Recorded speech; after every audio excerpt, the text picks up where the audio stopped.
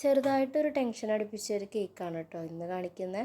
അപ്പോൾ 2 kg വന്നിട്ടുള്ള white forest കേക്കായിരുന്നു customer order തന്നിട്ടുണ്ടായിരുന്നത്. അപ്പോൾ പ്രത്യേകിച്ച് ഡിസൈനൊന്നും വേണ്ടാന്ന് അവരുടെ അടുത്ത് പറഞ്ഞിട്ടുണ്ടായിരുന്നു.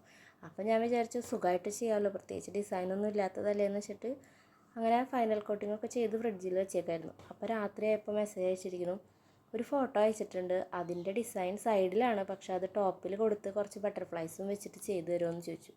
അപ്പോൾ നമ്മളെങ്ങനെ പറ്റില്ല എന്ന് പറയാം.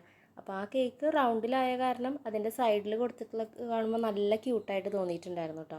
അപ്പോൾ ഞാൻ ശ്രമിച്ച് നോക്കാമെന്ന് പറഞ്ഞിട്ടാണ് കേക്കിൻ്റെ ടോപ്പിൽ ഈ ഒരു ഡിസൈൻ ഇങ്ങനെ കൊടുത്തത്. പക്ഷേ ചെയ്തു വന്നപ്പോൾ റൗണ്ട് കേക്കിലായാലും സ്ക്വയർ കേക്കിലായാലും ഒരുപോലെ ചെയ്യാൻ പറ്റുന്ന നല്ല ക്യൂട്ടായിട്ടുള്ള ഡിസൈനാണ് എനിക്ക് തോന്നിയിട്ടോ.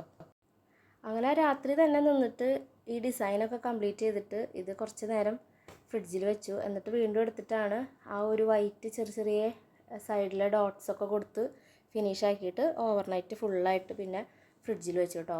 അങ്ങനെ പിന്നെ രാവിലെ പുറത്തെടുത്തിട്ടാണ് ഫ്ലവേഴ്സിൻ്റെ പെറ്റൽസിൻ്റെ മുകളിൽ കുറച്ച് ഡാർക്ക് കളർ ബ്ലൂ കൂടെ ഇങ്ങനെ ഷെയ്ഡ് ചെയ്യുന്ന പോലെ ജെൽ കളർ വെച്ചിട്ട് ബ്രഷ് ചെയ്ത് കൊടുത്തു കേട്ടോ.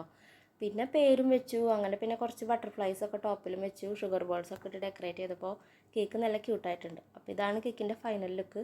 അപ്പോൾ നിങ്ങൾക്കിത് ഇഷ്ടപ്പെടുകയാണെങ്കിൽ വീഡിയോ ഒന്ന് ലൈക്ക് ചെയ്യുക, ഷെയർ ചെയ്യുക, നിങ്ങളുടെ അഭിപ്രായങ്ങളൊക്കെ കമൻറ്റ് ചെയ്യുക. സബ്സ്ക്രൈബ് ചെയ്യാതെ കാണുന്നവരൊന്ന് സബ്സ്ക്രൈബും കൂടെ ചെയ്തൊന്ന് സപ്പോർട്ട് ചെയ്യണം കേട്ടോ. അപ്പോൾ പുതിയൊരു വീഡിയോ ആയിട്ട് വീണ്ടും കാണാം.